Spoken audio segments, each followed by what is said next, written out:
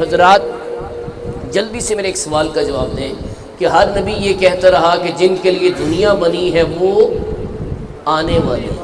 وہ، تو مجھے یہ کہنے دو کہ جب ہم حضور کی آمد کا ذکر کرتے ہیں، جب ہم سرکار مدینہ کی جلوہ گری کا ذکر کرتے ہیں، جب ہم سرکار دو عالم صلی اللہ علیہ وسلم کی آمد کا تذکرہ کرتے ہیں تو کوئی بدعت نہیں کرتے بلکہ نبیوں کی سنت کو ادا کرتے ہیں۔ جشن میلاد گھر گھر مناؤ سبھی، جشن میلاد گھر گھر مناؤ سبھی، جشن میلاد گھر گھر مناؤ سبھی، کیونکہ آ گئے ہیں ہمارے تمہارے نبی، آ گئے ہیں ہمارے تمہارے نبی، آ گئے ہیں ہمارے تمہارے نبی، آ گئے ہیں ہمارے تمہارے نبی، آ گئے ہیں ہمارے تمہارے نبی، سب کو صلی اللہ ہو۔ اور یہ محفل میلاد تو وہ ہے کہ سرکار کا چچا تھا ابو لہب، وہ بڑا دشمن تھا آپ کا، لیکن جب آپ کی ولادت ہوئی تھی نا اس وقت بڑا خوش ہوا کہ میرے مرحوم بھائی عبداللہ کی نشانی دنیا میں آ گئی ہے۔ تو جو کنیز خبر لے کے آئی نا سویبہ، بعد میں مسلمان ہو گئی تھی حضرت سویبہ، ان کو ایسے اشارہ کر کے آزاد کیا۔ تو جب مر گیا تو گھر والوں نے خواب میں دیکھا، یہ عمدۃ القاری میں ہے، فتح الباری میں ہے، کہ گھر والوں نے خواب میں دیکھا، پوچھا کیا بنا بھائی؟ اس نے کہا بڑی سخت تکلیف میں ہوں، بہت عذاب ہو رہا ہے مجھے، لیکن پیر کے دن، کون سے دن؟ پولی سے پانی ملتا ہے جو میں پیتا ہوں تو ہفتے بھر کے عذاب کی شدت کو بھول جاتا ہوں۔ ہاں جی، حالانکہ اصول کیا ہے کہ کافر کو کسی نیکی کا صلہ آخرت میں نہیں ملنا، یہ اصول یاد کر لیں۔ جو بھی کسی غریب کی، مسکین کی، بیوہ کی، یتیم کی مدد کرے گا، اللہ تعالیٰ اس کا صلہ اسے دنیا میں ہی دے دے گا کہ اسے عزت ملے گی، ناموری ہوگی، چرچا ہوگا، شہرت ہو جائے گی، یار فلاں بندہ بڑا سخی ہے، لیکن آخرت میں اس کے لیے کچھ نہیں۔ قرآنی اصول ہے وَمَا لَهُ فِي الْآخِرَةِ مِنْ خَلَاقٍ، آخرت میں ان کا کوئی حصہ نہیں،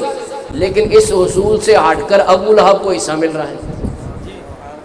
اچھا، پھر کافروں کو دوزخ میں پانی نہیں ملنا بلکہ ان کو زخموں کا پیپ پلایا جائے گا، لیکن اس اصول سے ہٹ کر ابو لہب کو پانی مل رہا ہے۔ اچھا، تیسری بات سنو، کسی بھی دن مل سکتا ہے، جمعے والے دن بھی مل سکتا ہے، ہفتے والے دن بھی مل سکتا ہے۔ کس دن ملتا ہے؟ جو حضور کی ولادت کا دن ہے۔ تو مجھے یوں کہنے دو کہ پیر کے دن کو وہاں بھی منایا جا رہا ہے کہ پیر کے دن اسے پانی دیا جا رہا ہے، چل بھائی پیر کے دن تو پانی پی لے، حضور کی ولادت کے دن تو اتنا خوش ہوا تھا کہ انگلی کے اشارے سے تو نے آزاد کیا تھا کنیز کو۔ تو شیخ عبدالحق محدث دہلوی اس روایت کو لکھ کے فرماتے ہیں کہ مومنو غور کرو کہ ایک کافر جو ہے وہ محروم نہ رہا اور اس کو پانی مل رہا ہے اور اس کو بھی محروم نہیں کیا گیا، تو جو حضور کا عاشق، آپ کا کلمہ گو امتی، آپ کے عشق میں ڈوب کر حضور کی محفل کرے گا، فرمایا مجھے اپنی جان کی قسم اللہ اسے ضرور جنات النعیم میں داخل فرمائے۔ تو میں آخر میں یہ کہنا چاہوں گا، شیخ صاحب یہ بھی لکھتے ہیں، شیخ عبدالحق محدث دہلوی جو بارگاہ رسالت کے حضوری بزرگ ہوئے ہیں، یہاں سے حج کرنے گئے تھے نا تو وہیں رہنے لگے مدینے میں کہ میں نے اب چھوڑ کے جانا ہی نہیں ہے۔ تو خواب میں حضور کا حکم ہوا عبدالحق جا کے میری حدیث پڑھاؤ۔ تو عرض کی یا رسول اللہ میں تو یہاں رہنے کے لیے آ گیا ہوں، میں تو آپ کے روضے سے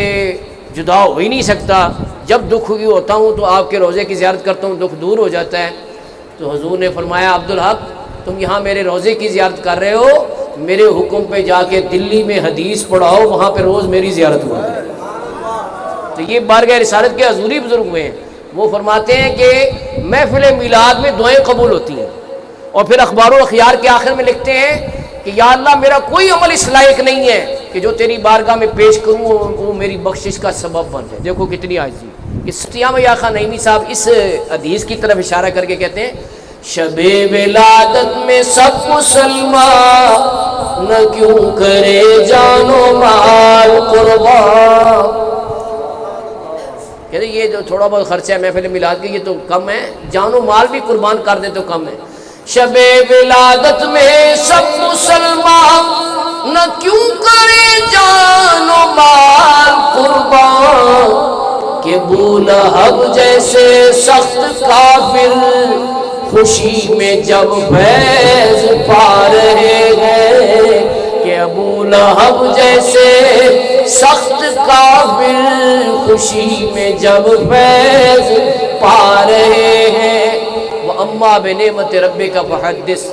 اپنے رب کی نعمت کا خوب، سارے بولو اپنے رب کی نعمت کا خوب چرچا کرو۔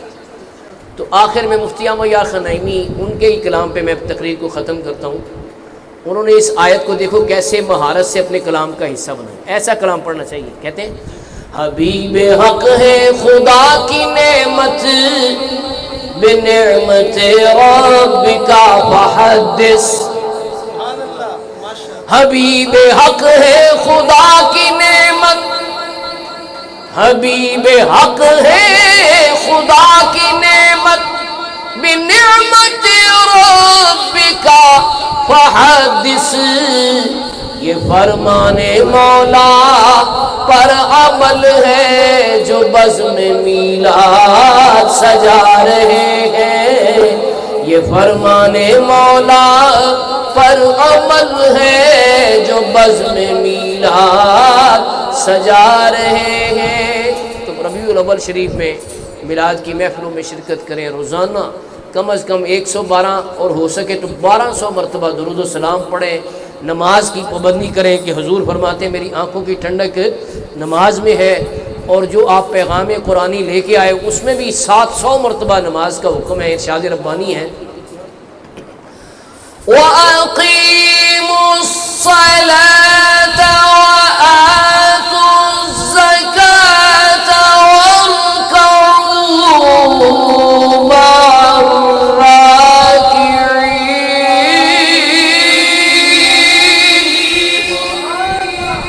نماز قائم کرو اور زکوٰۃ دو اور رکوع کرنے والوں کے ساتھ رکوع کرو، یعنی نماز باجماعت پڑھو۔ تو مزہ تب ہے اس محفل سے اٹھیں تو ہمارے اندر نماز باجماعت پڑھنے کا جذبہ پیدا ہو جائے،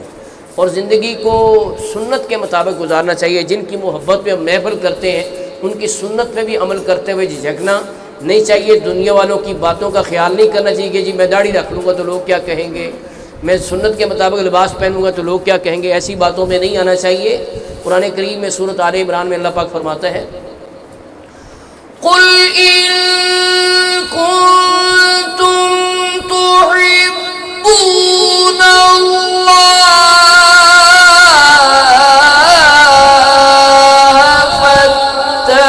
فَاتَّبِعُونِي يُحْبِبْكُمُ اللَّهُ،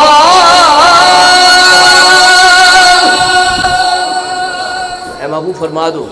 اگر تم اللہ سے محبت کرتے ہو تو میری پیروی کرو، پیروی کریں گے تو کیا ہوگا؟ فرمایا یحببکم اللہ، اللہ تم سے پیار کرے گا، اللہ تم سے،